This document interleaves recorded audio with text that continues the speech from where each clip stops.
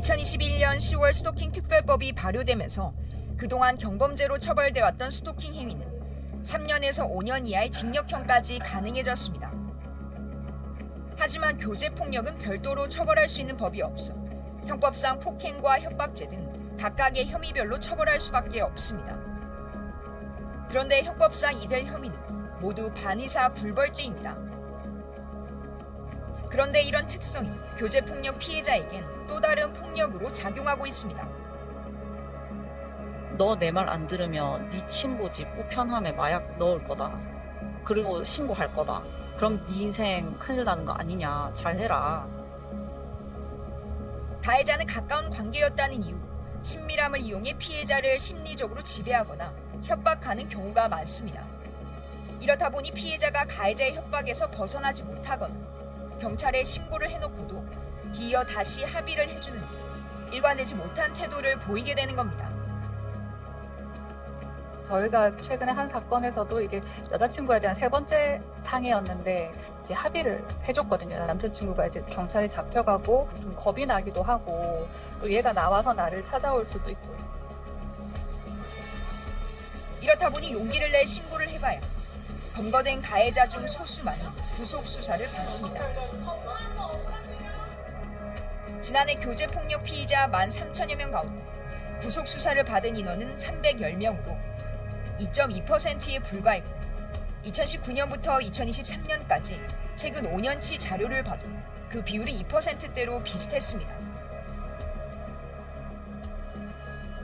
고 이효정 씨 사례에서도 이 씨 사망 뒤에야 B 씨는 폭행치사 등 3개의 혐의로 구속이 됐습니다.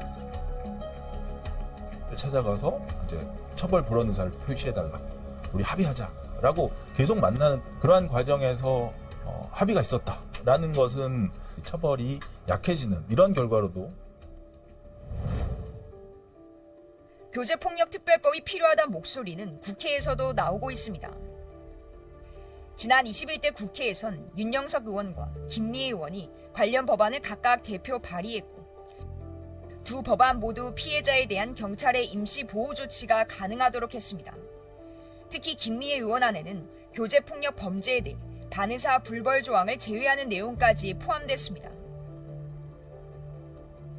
하지만 두 법안 모두 21대 임기 종료와 함께 자동 폐기됐고 지난달 고 이효정 씨 유족들은 국민동의 청원을 통해 교제폭력 가해자에 대한 처벌을 강화해달라는 내용의 청원을 올렸습니다.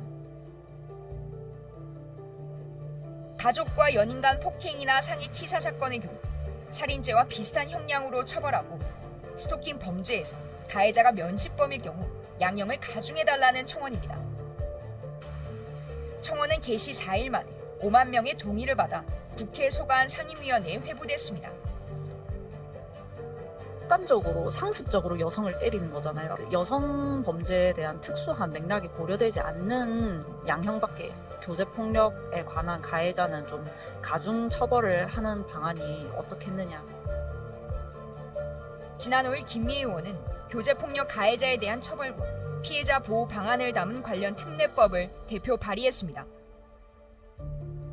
교제의 관계를 정하는 데 있어서 우리는 이제 명확하게 법률에다 담아야 될 필요가 있는데 그 만남의 어떤 정도라고 할까요? 횟수, 그리고 주변인의 평가, 등등 이런 것들을 종합적으로 검토를 하도록.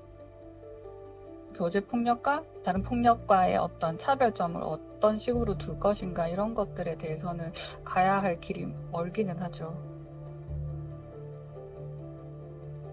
고 이민경 씨의 전 남자친구인 A 씨에 대한 1심 선고가 있던 지난 3일. 유족들은 초조한 심경으로 재판을 지켜봐야 했습니다. 앞서 검찰은 A 씨에 대해 스토킹과 특수협박 등의 혐의로 징역 10년을 구형했습니다. 하지만 이날 1심 결과는 징역 3년 6개월. 재판부는 피해자 사망과 피고인의 직접적인 관련성은 확인되지 않았다며 구형의 절반에도 못 미치는 선고를 내렸습니다. 처분이가 좀 구형은 10년이 나왔는데 지금 실형이 3년 6개월이라는 거는 교제폭력이라는 게 심각하게 받아들여지지 않는 거죠.